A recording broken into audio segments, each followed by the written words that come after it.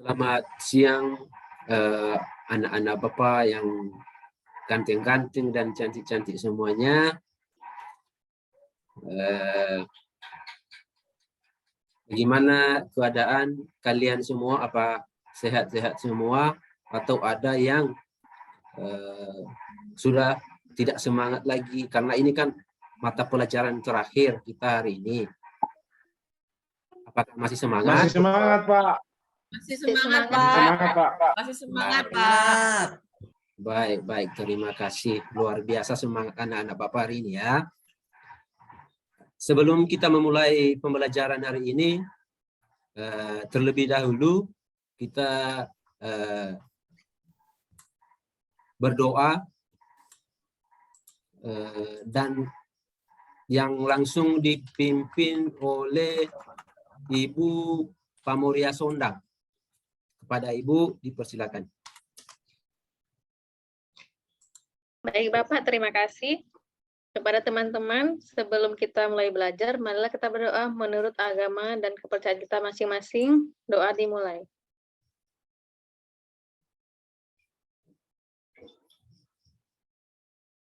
Doa selesai. Baik, terima kasih Pak Moria. Baik Pak. Selanjutnya, di sini saya tidak menampilkan list absen kita, tapi langsung saya sebutkan satu persatu dan mengangkat tangan siapa yang sudah hadir nanti. Yang pertama, Abdul Rojak.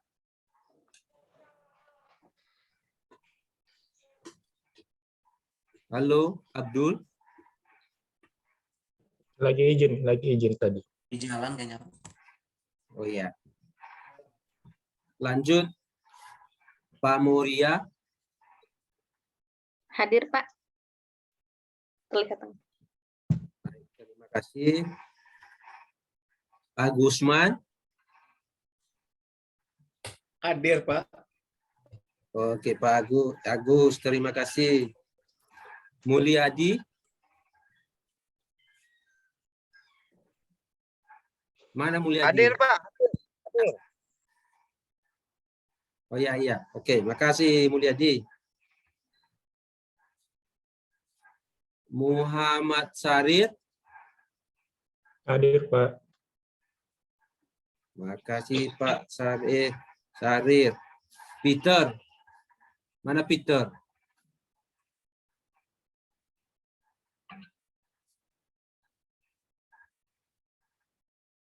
Peter.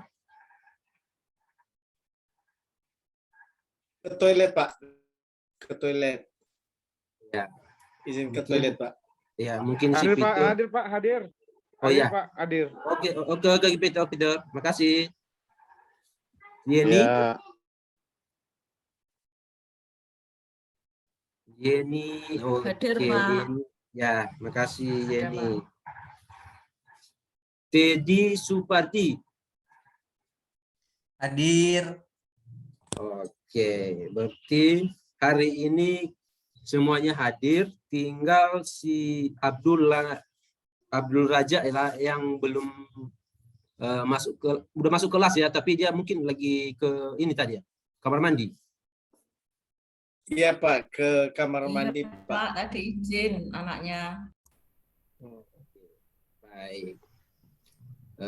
Sebelum kita memulai pembelajaran hari ini, terlebih dulu juga saya akan menyampaikan atau menayangkan video tentang motivasi kita dalam belajar mengenai materi hari ini.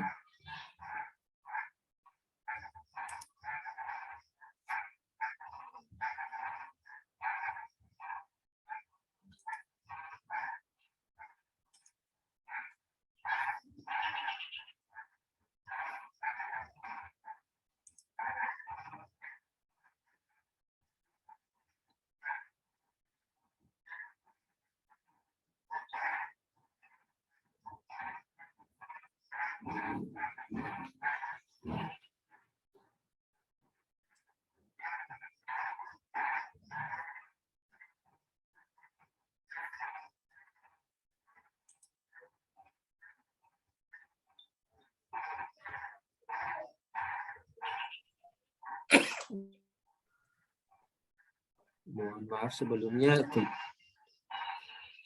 agak masalah video yang telah saya siapkan. Iya Pak, nggak apa-apa Pak. Dilanjutkan aja Pak. Iya Pak, enggak apa-apa. Tapi nanti setelah kita melihat video ini, saya nanti meminta tanggapan dari anak-anak ya, tentang apa yang sudah dilihat nanti di dalam video ini. Iya Pak, iya Pak.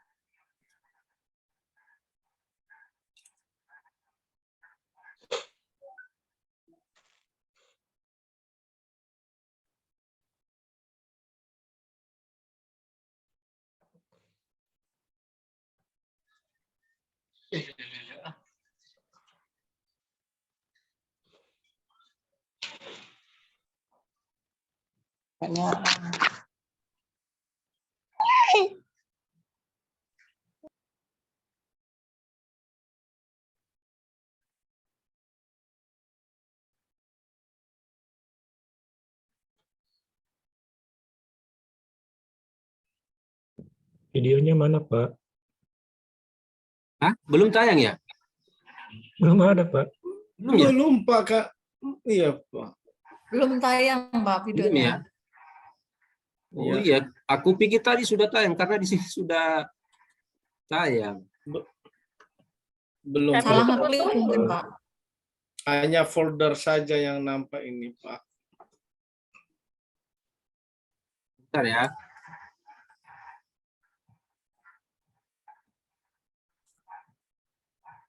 Ini kawan kami Kak Abdul, kenapa miring videonya? Oh ya. Oh.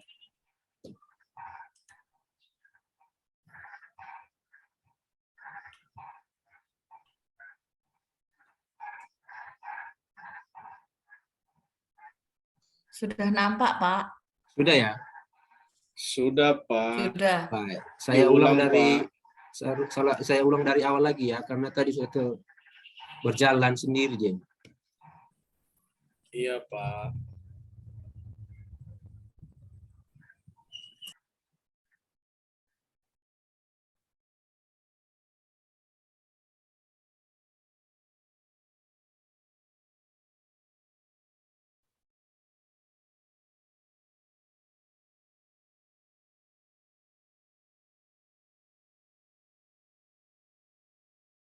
Volumenya nggak ada ya?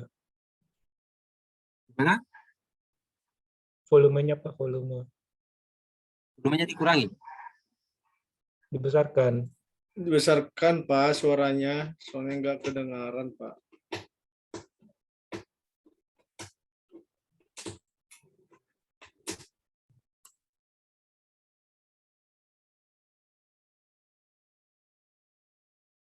Nggak kedengaran ya Pak suaranya. Kedengaran ya kawan-kawan.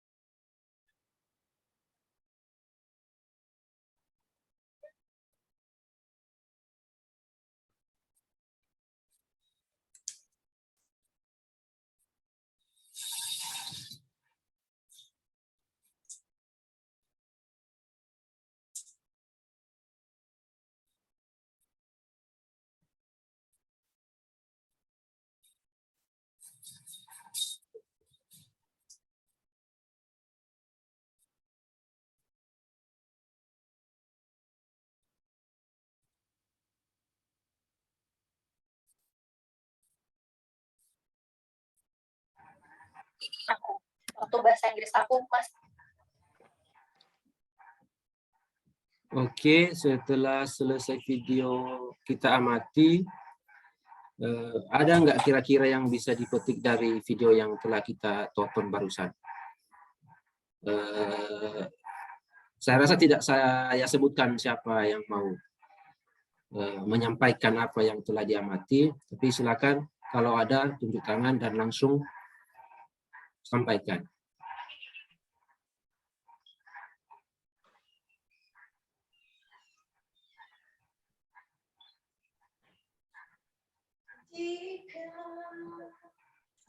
Halo, apa saya bisa didengarkan?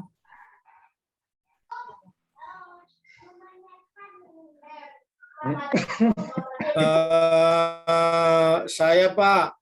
Ya, Agus. Ya, ayo. Agus apa? Video tadi menginspirasi tentang hidup. Ya, hidup itu jangan kita mengalah. Kita tetap harus tumbuh kuat untuk menjalani hidup ini. Itu aja, Pak. Baik, terima kasih, Agus. Ada yang lain?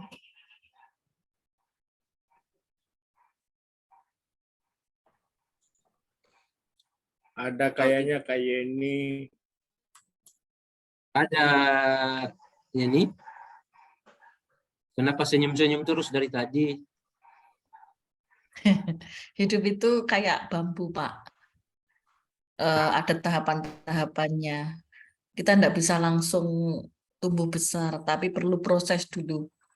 Jadi kita harus berproses untuk menjadi sesuatu yang lebih baik. Gitu, Pak. Terima kasih, Yeni. Saya rasa sudah cukup untuk... Ya, karena proses tidak nanti hasil. Nah, ya, di sini juga bisa saya simpulkan bahwa hidup itu harus kita dasarkan, kita harus kuatkan dari awal, dari sekarang. Contohnya kita sekarang kan anak-anak SMK, sebelum melanjut ke jenjang pendidikan perguruan tinggi, artinya kita sudah punya modal apa yang akan kita ambil ke depan untuk melanjutkan ke perguruan tinggi. Ya, oke. Sekarang kita langsung ke materi.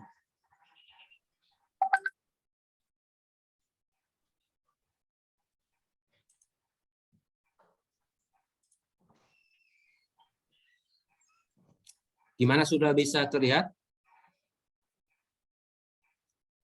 Masih Sudah, belum, Pak. Pak. Oh, Sudah, sudah. Pak. Oh, sudah. Tinggal diperbesar, Pak. Oh, diperbesar.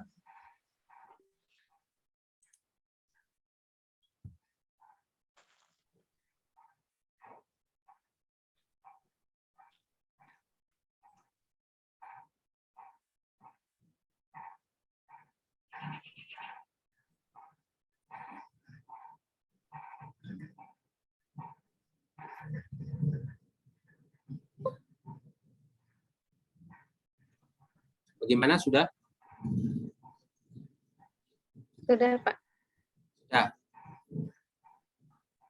Oke, materi yang akan kita bahas hari ini yaitu mengenai keselamatan dan kesehatan kerja serta lingkungan hidup.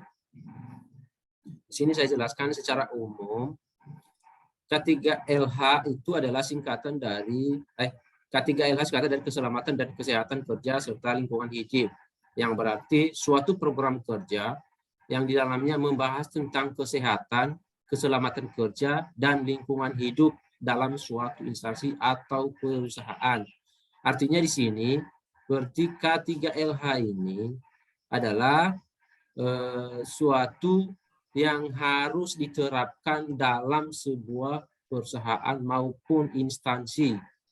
Ya, di sini kita hanya membahas di dalam ruang keselamatan kerja, ya, untuk lingkungan hidup dan perusahaan atau instansi. Nanti kita bahas di materi atau pertemuan selanjutnya. Kemudian di sini ada deskripsi singkatnya. Deskripsi singkat ini juga meliputi, ya, meliputi. Di sini tertuang proses bisnis dan pekerjaan, itu tidak kita bahas pada pembelajaran pada saat ini. Namun saat ini kita konsentrasi ke keselamatan dan kesehatan kerja serta lingkungan hidup. Kemudian tujuan pembelajaran kita yaitu pertama, satu, kalian harus dapat menerapkan prosedur keselamatan dan kesehatan kerja serta lingkungan hidup. Ya, itu baik di dalam lingkungan sekolah maupun di luar lingkungan sekolah. Kemudian kalian harus diupayakan untuk menyelamatkan diri pada kecelakaan kerja. Itu termasuk juga di dalam sekolah maupun di luar sekolah. Kemudian mencegah dan menghindari kecelakaan kerja, mencegah dan mengendalikan pencemaran lingkungan dengan menyelenggarakan kebersihan lingkungan. Pokok materi yang pertama pada pembelajaran keselamatan dan kesehatan kerja serta lingkungan hidup yaitu pertama, ruang lingkup. Di dalam keselamatan dan kesehatan kerja serta lingkungan hidup, ruang lingkup ada beberapa hal yang ada di dalamnya, yaitu pertama, upaya K3 selama seseorang bekerja dalam lingkung tempat kerja. Artinya selama seseorang itu berada di dalam lingkungan perusahaan, baik itu instansi, maka K3 ini sangatlah diharapkan berperan aktif untuk menjaga dan melindungi para pekerja maupun juga yang akan ada di dalam lingkungan tersebut. Kemudian upaya ketiga, selama seorang berada dalam lingkungan keluarga di rumah tangga, baik termasuk juga ketika berada di rumah tangga, K3 juga sangat bermanfaat ya untuk kita sebagai pekerja. Kemudian upaya ketiga, selama seseorang berada dalam lingkungan masyarakat, artinya di tempat umum, di situ juga sangat diharapkan. Kemudian pembinaan norma-norma kesehatan dan keselamatan kerja. Yang kelima, pemberian ganti kerugian perawatan dan rehabilitasi dalam hal kecelakaan kerja. Kalau ini sudah diatur dalam undang-undang bahwa setiap orang yang mungkin mengalami kecelakaan kerja itu tergantung kesepakatan atau aturan yang sudah ditetapkan di sebuah perusahaan, ya, di mana kita bekerja. Jika seandainya kita mengalami yang namanya kecelakaan atau apa, kita juga harus dilindungi oleh undang-undang. Kemudian definisi dasar hukum. Definisi K3LH, kesehatan dan keselamatan kerja serta lingkungan hidup adalah suatu program perlindungan terhadap seluruh karyawan atau tenaga kerja agar senantiasa dalam keadaan sehat dan selamat selama dalam bekerja di lingkungan pekerjaannya. Ya, artinya ini sangat-sangat berpengaruh ya kepada kita. Contohnya, kalau seandainya kita udah tamat SMK, kita pergi keluar untuk cari kerja, di sini sangat vital sekali ya, sangat vital sekali masalah penerapan K3LH ini. Kemudian langkah-langkah yang berguna untuk menjaga keselamatan dan kesehatan pekerja. Pertama, pengaturan dan pembagian jam kerja termasuk jam istirahat yang harus disesuaikan dengan kondisi fisik pekerja. Nah, di dalam sebuah perusahaan, dimanapun itu, maka sudah ditentukan. Contohnya, dari jam 8 sampai jam berapa. Biasanya kalau yang kita lihat itu dari jam 8 sampai jam 8 itu proses pekerjaan oleh pekerja. Setelah itu dilanjutkan dengan istirahat dan dimulai kembali jam 2 sampai jam 5 biasanya, atau minimal 8 jam per hari. Kemudian pengaturan prosedur pekerjaan termasuk penggunaan alat-alat. Nah, di sini juga sangat berpengaruh tentang prosedur ya, prosedur pengaturan pekerjaan termasuk penggunaan alat-alat. Ya, alat-alat, apalagi kalau seandainya di sini menggunakan alat-alat berat, maka sangat diharuskan untuk menggunakan standar operasional prosedur dalam perlengkapan pekerjaan. Kemudian penyediaan sarana dan prasarana perlindungan keselamatan dan kesehatan. Nah, di sini otomatis setiap perusahaan maka mau tidak mau, kalau seandainya mau ingin perusahaannya lebih maju, maka sarana dan prasarana tentang perlindungan diri ini harus dipersiapkan, dan kita juga sebagai pekerja harus bisa menggunakan dan memakai dengan prosedur yang sudah ditetapkan.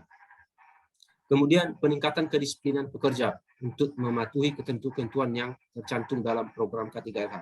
Nah, di sini di dalam undang-undang tentang keselamatan, kesehatan dan kerja dalam lingkungan hidup juga ditentukan tentang disiplin bekerja. Namun itu kita bahas di pertemuan selanjutnya, karena di sini kita hanya tentang mengenal bagaimana tentang keselamatan dan kesehatan pekerja. Nah, di sini ada Undang-Undang nomor 1 tahun 1970. Undang-Undang nomor 1 tahun 1970 di sini membahas tentang keselamatan kerja, ya, tentang keselamatan kerja. Jadi di dalam Undang-Undang nomor 1 tahun 1970 ini semua di sini tercantum tentang keselamatan kerja. Di sini tidak saya muatkan mengenai isi-isi dari undang-undang, namun di sini meliputi tentang keselamatan kerja, baik itu di darat, di laut, maupun di udara. Semuanya akan dicantumkan di dalam ini. Kemudian di sini ada Undang-Undang nomor 13 tahun 2003 tentang ketenagakerjaan. Undang-undang ini dia lebih ke ketenaga kerjaan, ya, khususnya dalam keselamatan dan kesehatan kerja. Nah, di dalamnya juga tercantum pasal-pasal yang meliputi yang pertama pasal 86, ya, itu menyatakan tentang bahwa setiap pekerja buruh mempunyai hak untuk memperoleh perlindungan atas keselamatan dan kesehatan kerja. Nah, di sini sudah ditentukan, ya, artinya anak-anak kami, anak-anak saya yang ada di kelas ini, tolong dipahami, ya, tolong diingat kalau seandainya nanti keluar dari sekolah, mungkin belum langsung melanjut ke perguruan tinggi dan bekerja di sebuah perusahaan, di sini ada tentang tentang perlindungan atas keselamatan dan kesehatan kerja. Nah, ini ayat 2-nya ini, dan sekarang di pasal 87 nomor 13 tahun 2003 juga di sini menyatakan bahwa setiap perusahaan wajib menetapkan sistem manajemen keselamatan dan kesehatan terintegrasi dengan sistem manajemen perusahaan. Di sini ada beberapa ayat 1 sampai 2, namun di sini kita tidak terlalu membahas tentang itu. Kemudian tujuan dan sasaran. Secara umum, penerapan program K3LH memiliki tujuan seperti yang tercantum dalam undang-undang, ya. Seperti yang kita baca dari awal tadi tentang keselamatan kerja, yaitu 1, memberi perlindungan keselamatan kerja, menjamin keselamatan setiap orang bukan pekerja yang sedang berada pada tempat kerja. Nah, benar seperti yang saya sampaikan tadi, bahwa artinya yang dijamin di dalam sebuah instansi ketika kita mau menerapkan yang namanya K3LH, artinya kita yang bekerja dan juga orang yang berada di dalam tempat kerja. Kemudian menjaga setiap faktor produksi, ya, menjaga setiap faktor produksi. Artinya K3LH ini dengan diterapkannya maka otomatis produksi dalam sebuah perusahaan atau mungkin pekerjaan akan menjadi lebih aman dan efisien. Berdasarkan tujuan tersebut, pelaksanaan K3LH dapat diaplikasikan untuk tujuan-tujuan seperti berikut. Yang pertama, ya, sebagai tindakan untuk mencegah dan menghindari kecelakaan kerja. Ya, kemudian dapat memberikan pertolongan dan upaya penyelamatan diri pada kecelakaan kerja. Kemudian mencegah dan mengendalikan pencemaran lingkungan. Ini bagian yang terakhir ini mungkin lebih jelasnya kita bahas di materi selanjutnya tentang pencemaran lingkungan. Kemudian fungsi dan manfaat. Ya, melalui penerapan program K3H yang baik antara tenaga kerja dan perusahaan akan dapat merasakan manfaatnya. Ya, manfaatnya dalam besaran pelaksanaan K3H di atas, tenaga kerja akan lebih merasa aman, sehat dan nyaman. Ya, demikian juga perusahaan menjadi lebih berkualitas dan sistematis sehingga dapat berkembang lebih cepat.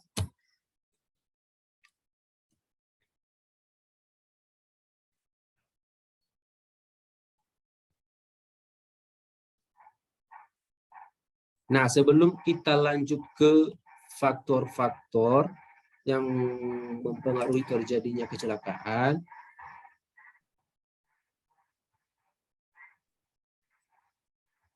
faktor-faktor kesalahan penggunaan.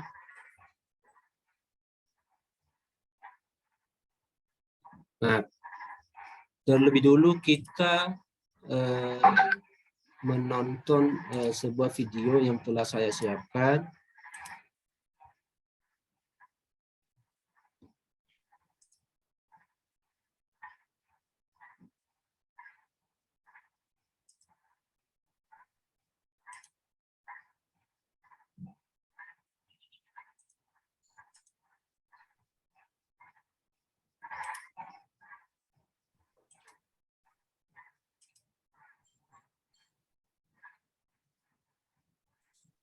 Ini ada video singkat yang sudah saya persiapkan. Pak, Bang, 10 menit lagi Pak ya. Ya, Tukar nanti. les Pak. Baik.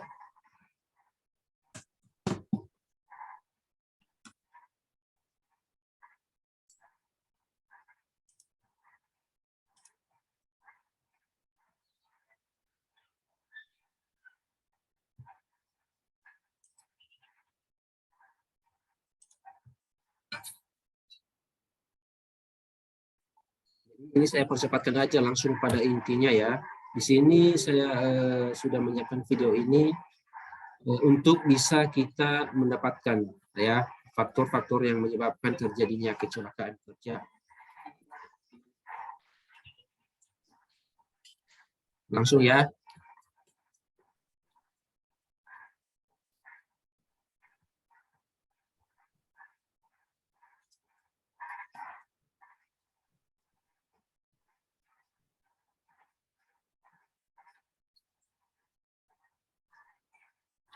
Oke, saya ulang lagi videonya ya. Tolong diperhatikan.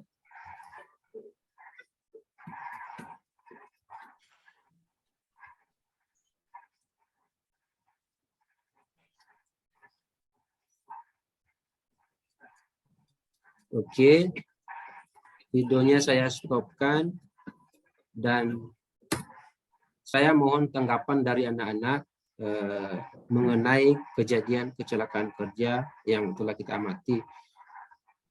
Yang saya tanya, kira-kira apa faktor yang menyebabkan terjadinya kecelakaan menurut video yang kita amati yang sekarang ini?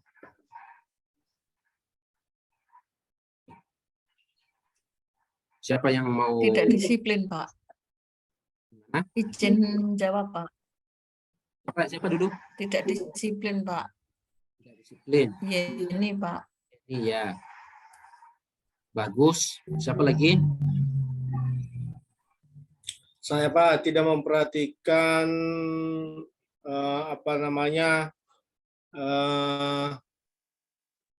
peralatan yang digunakan, apakah sudah baik atau belum. Ya. Bagus. Siapa lagi? Siapa ini si? Mana Mulyadi? Bagaimana tanggapan Mulyadi tentang video tadi?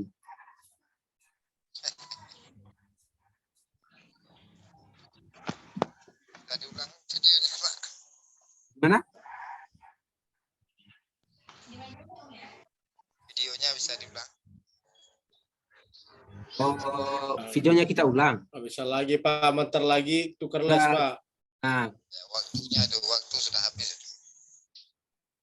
oke, ya udah kalau seandainya Pak Mulyadi mau minta ulang lagi, saya rasa tidak mungkin karena juga ini sudah mau waktu untuk pulang, ya. Ya, nggak apa-apa Pak, ya nggak apa-apa Mulyadi. Oke, kalau begitu kita lanjut ke materi kita ya. Memang lihat hari Minggu ada pula PR-nya. Baru di WA. Dimut dulu Pak Moria. Pakai media itu coba.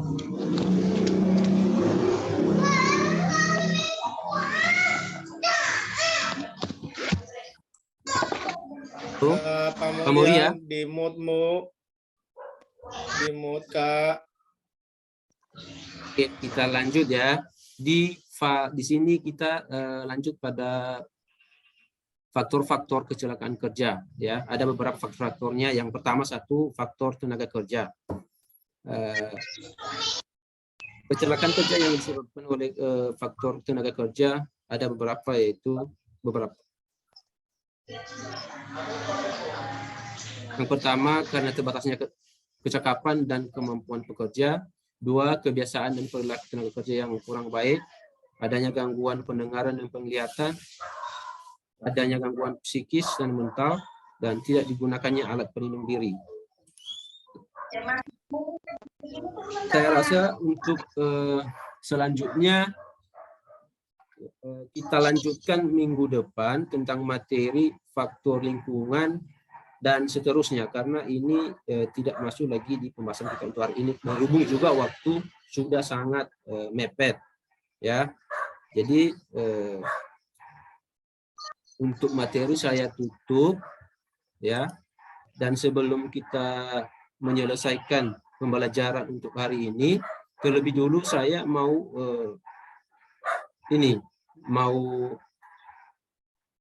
menanyakan kepada anak-anak saya, apakah yang bisa ditanggapi tentang penjelasan materi yang telah kita jelaskan sekarang. Oke, siapa yang mau ini? Si Teddy. Teddy biasanya aktif ini si Teddy. Saya nggak tahu kenapa nggak aktif dia sekarang. Ya, gimana? Ya gini, maksud saya. Kenapa?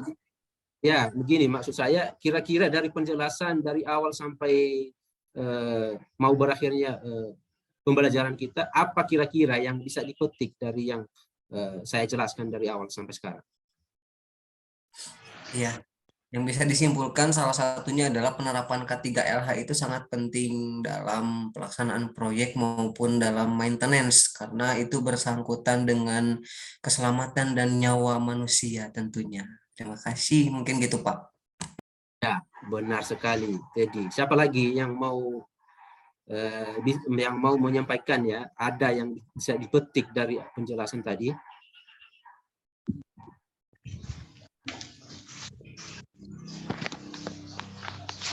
Ada?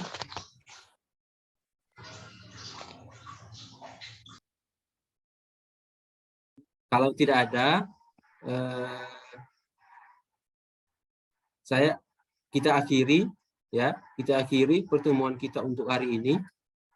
Mengingat juga waktu. Pak, mau tanya Pak. Ya. Silakan. Pak, si Yeni. mau tanya. Jadi hari ini kita tidak ada tugas ya Pak? Ada tugas, nanti saya kirim di.